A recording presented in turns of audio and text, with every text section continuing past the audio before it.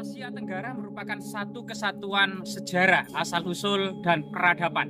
Termasuk kemudian pada abad ke-1 Masehi ya, puncak peradaban Funan, di mana kemudian 700 kemudian ternyata digantikan oleh Sriwijaya. Sriwijaya memiliki andil besar dalam mempengaruhi Jawa, mendirikan dinasti Sailendra, sehingga kemudian peradaban dari kemudian lembah Sungai Mekong beralih ke Sumatera, beralih ke Jawa Tengah. Ternyata di peradaban Jawa Tengah ya, dengan segala gemerlap candi-candi yang megah, Borobudur, Prambanan, Pelaosan, Candi Sewu yang dibangun sekitar abad ke-8 sampai ke-9 Masehi, ternyata harus ditinggalkan karena letusan Gunung Merapi secara masif, perebutan kekuasaan di antara keluarga raja, dan serangan Sriwijaya. Maka Empu Sendok benar-benar memindahkan pusat pemerintahan dan istana atau keraton ke Jawa Timur, maka Datuan I Tambelang, maka Datuan I Watugalo ya. Dan di lokasi ini yang ternyata tidak jauh dari temuan prasasti Wulik, di mana kemudian permaisuri dari Empu Sindok yang bernama Rakai Mangibil Parameswari Diakebi. Tidak jauh di sini di Desa Bakalan telah mendirikan sebuah Ganesha yang kemudian di belakangnya ada prasasti yang bernama Prasasti Wulik tahun 935 Masehi, masa Empu Sindok. Permaisuri Rakai Mangibil Parameswari Diakebi ini meresmikan ya bendungan Wulik, Muatan Wulas dan Muatan Tamya yang merupakan dihadiri oleh 5 dusun: Pangiketan, Panghawaran, Busuran, Padi-Padi, dan Pikatan. Nama-nama desa ini sebagian masih ada seperti Sungai Pikatan maupun Desa Padi-Padi. Kemungkinan Pangiketan, Panghawaran, dan Busuran sudah berubah ya menjadi berbagai desa yang ada di lokasi ini. Termasuk di lokasi ini kita dapati sebuah makam yang sangat luas. Ternyata ketika masyarakat menggali kubur ya di ujung dari sebuah candi besar ini tersingkap, sehingga banyak balok-balok batu candi, pinggiran-pinggiran candi, antefik gitu ya, yang mencitrakan sebuah bangunan suci atau istana kuno ya. Batu-batu dan batu bata mengingatkan pada peradaban Empu Sindok di abad ke-10. Coba kita bersama-sama. Area ini tidak jauh dari temuan prasasti Wulik ya, yang memang desa-desa itu sudah tercatat dalam prasasti itu, dan kemungkinan nama desa kuno dari desa ini, Kemasan Tani, ini antara lain bisa Panghawaran atau Pangiketan ya, atau Busuran. Nah ini sesuatu yang dibicarakan dari segi kesejarahnya maupun pola-pola peradabannya. Nah, misalnya kita coba ya beberapa kisah yang ada di hadapan kita ini. Balok batu candi ya, jadi banyak sekali. Nah ini kita mendapati seperti ini ya, susunan. Dan ini sangat arkais ya, diduga merupakan sebuah istana yang terpendam di bawah makam atau mungkin sebuah candi besar gitu ya, sehingga kemudian setiap kali masyarakat menggali makam ditemukan banyak sekali balok-balok batu candi, atau juga bisa jadi material ini merupakan material dari istana kuno ya. Nah, coba ini ada yang sangat indah biasa datangnya. Jadi misalnya ini ya, ini ada banyak sekali yang berhiaskan cita rasa istana kuno ya, sebuah sulur lengkung ya di sini, termasuk di situ ada segitiga tumpal, ceplok atau bunga-bungaan menciratkan misalnya ragam hias di abad ke-10 ya, misalnya era Empu Sindok atau masa keuripan setelah itu. Selain itu coba banyak sekali ya yang kita dapati selain seperti ini ya, hiasan-hiasan yang indah ya, segitiga tumpal, sulur gelung. Bahkan di sini coba kita lihat. Nah, di sini penuh sekali dengan balok-balok batu candi yang sangat besar ya. Kemungkinan ini baru saja digali gitu ya. Dan masyarakat menemukan banyak sekali susunan balok-balok yang sangat besar. Bahkan di sini ada dorpel ya. Dorpel atau ambang pintu. Nah, ambang pintu yang terbuat dari batu, yang dimungkinkan memang ambang pintu ini dengan lubang ini ya, ini merupakan semacam untuk menancapkan engsel pintu ya, atau untuk membuka dan menutup pintu. Ini bagian dari bangunan-bangunan dan struktur-struktur dari bangunan yang sangat megah tentunya ya. Kalau mungkin masyarakat biasa itu menggunakan material batu andesit yang pahat, ini tentu sangat tidak rasional karena kita ketahui baik Sugeng Mahuan misalnya menceritakan rakyat kebiasaan itu rumahnya itu terbuat dari kayu, bambu, dan atapnya bisa ilalang, bisa kemudian padi ya, pohon padi itu loh. Nah itu, sedangkan rumah-rumah para bangsawan, para raja ini banyak yang terbuat dari tembok batu bata merah, balok-balok batu cantik dan sebagainya. Ya. Kan tidak ada ya,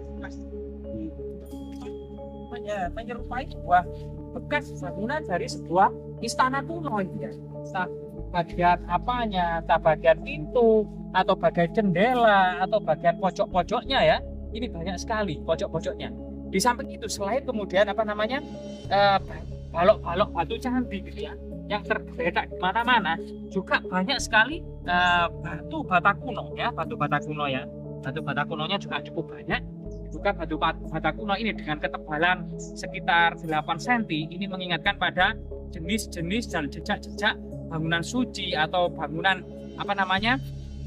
istana pada masa kuno. Nah ini bahkan di sini itu ada yang menyerupai ya ini ada semacam hiasan-hiasan tertentu, mungkin ini semacam kemuncak gitu ya, kemuncak berbentuk bunga teratai, kemuncak berbentuk tadi Padmasana atau ya Padma ya, Padma bunga teratai itu bahasa kunonya itu Padma atau bunga teratai. Mungkin ini salah satu kemuncak ya yang biasanya banyak dihias kemudian di atas tembok, di atas benteng, tembok keliling itu biasanya ada kemuncak-kemuncak yang berjajar gitu ya. Termasuk di sini ini kayak menyerupai arca ini, teman-teman.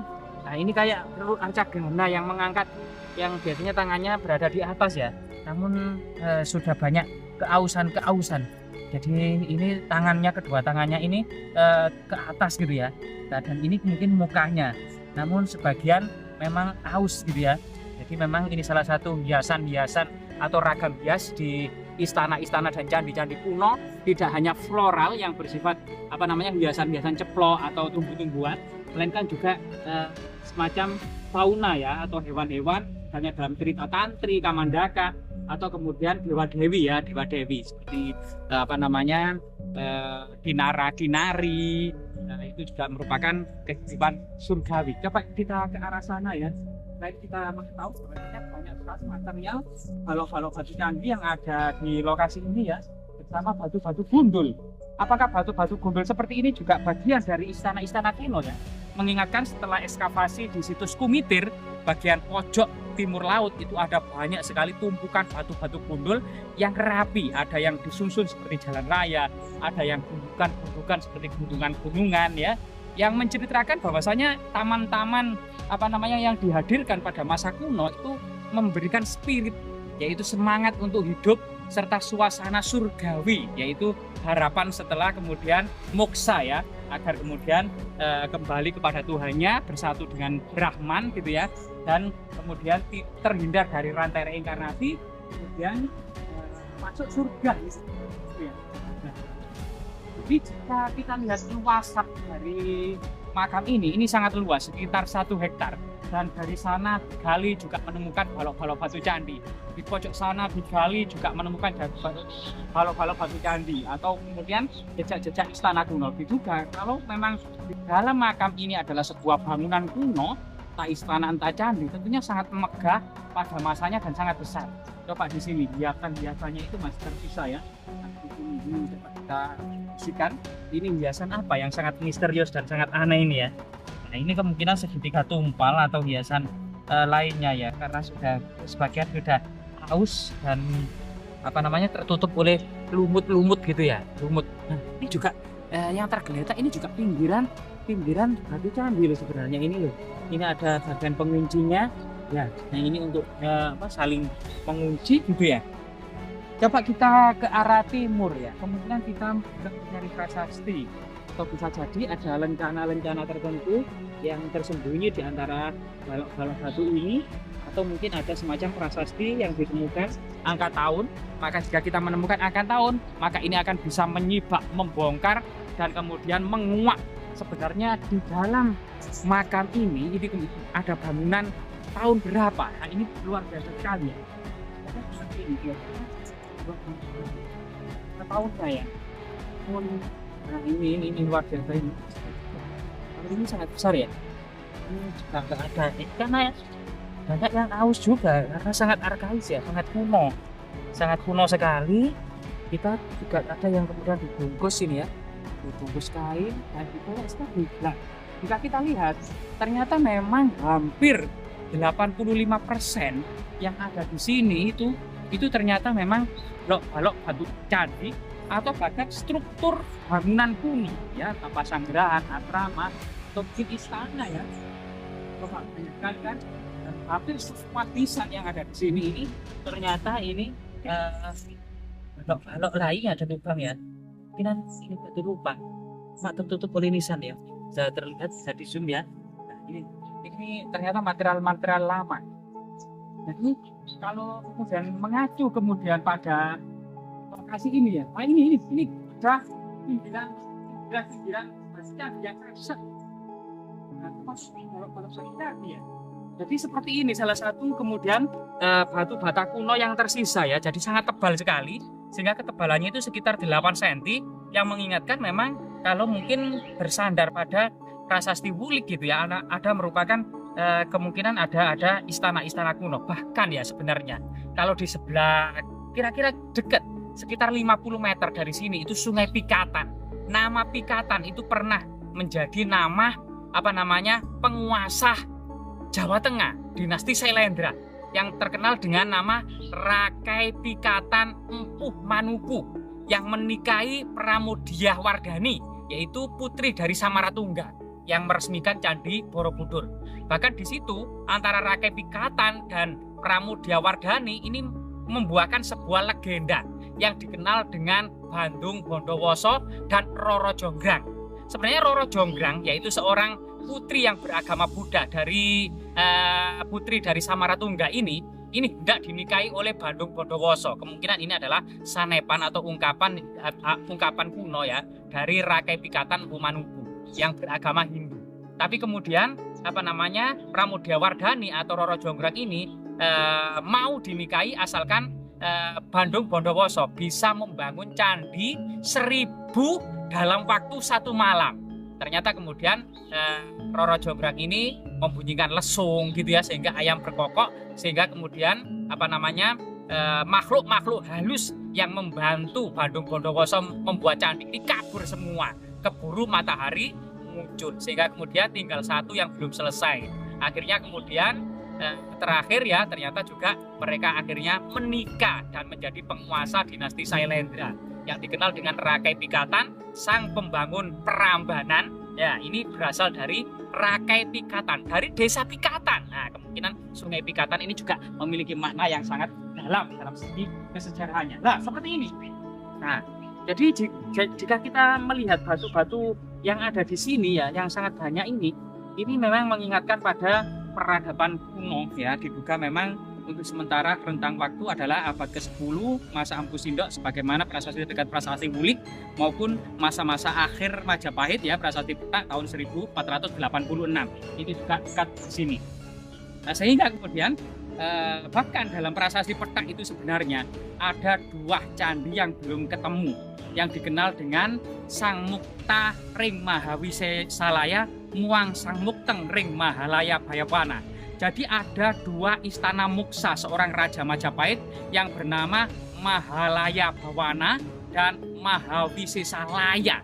Jadi sangat luas, Laya itu adalah lapangan yang sangat luas ya, yang dikenal dengan Mahawise Salaya atau Mahalaya Bawana. Maha itu besar, Laya itu luas, dan Bawana ya. Jadi semacam dunia yang sangat luas, tak terbatas ini. Mungkin memang banyak sumber-sumber historis. Maka mungkin kitab Negara Kertagama yang tulis Empu Prapanca, memang Empu Prapanca ini di akhir dari catatannya dia itu berada atau tinggal di desa Kamalasana yang ditumbuhi pohon kamala dan asana. Disitulah Empu Prapanca kemudian sampai pensiun, sampai muksa gitu ya, pensiunan dari Dharma Daksa Kasogatan, pemangku pejabat tinggi agama Buddha yang nama aslinya sebenarnya adalah yang sangat indah, Samget Padelegan dan Acarya Nadendra. Jadi membuat nama samaran Prapanca yang artinya orang yang penuh dengan kecacatan. Nah, ini adalah sesuatu kerendahan dari para empu dahulu gitu ya. Itu juga ketika mengikuti rombongan bangsawan Majapahit bertolak dari Lumajang gitu ya, hendak pulang ke istana Majapahit di Trowulan, Empu Prapanca setelah Dinjapan yang saat ini Bangsal itu lurus ke selatan melewati Banasara, Sangkan Ado, kemudian Rabut Tugu, sampai kemudian diduga sampai di desanya, yaitu bercengkerama dengan Sanak Kadang dalam kitab itu, yang tidak lain dan tidak bukan dalam uraian terakhir dari kitab Negara Kertagama, desanya bernama Kamalasana. Mungkin saja saat ini menjadi Kesono ya, Kamalasana. Memang banyak desa-desa yang toponiminya itu mengalami perubahan sedikit, ada yang mengalami perubahan secara total. Kita tidak lagi bisa menemukan mana desa atau dusun Pangiketan, Panghawaran, Busuran. Nah, namun padi-padi dan pikatan masih kita temui. Semoga kemudian nanti dalam penggalian makam selanjutnya gitu ya, struktur yang lebih besar, pelaporan dan kemudian ekskavasi secara integral dan komprehensif dilakukan oleh pihak terkait ya, yang dalam hal ini pihak yang berwenang untuk melakukan ekskavasi adalah Puslit Arkenas, yaitu BPK Balai Pelestari Kebudayaan, Balar Balai Arkeologi, dan BRIN. Semoga bermanfaat.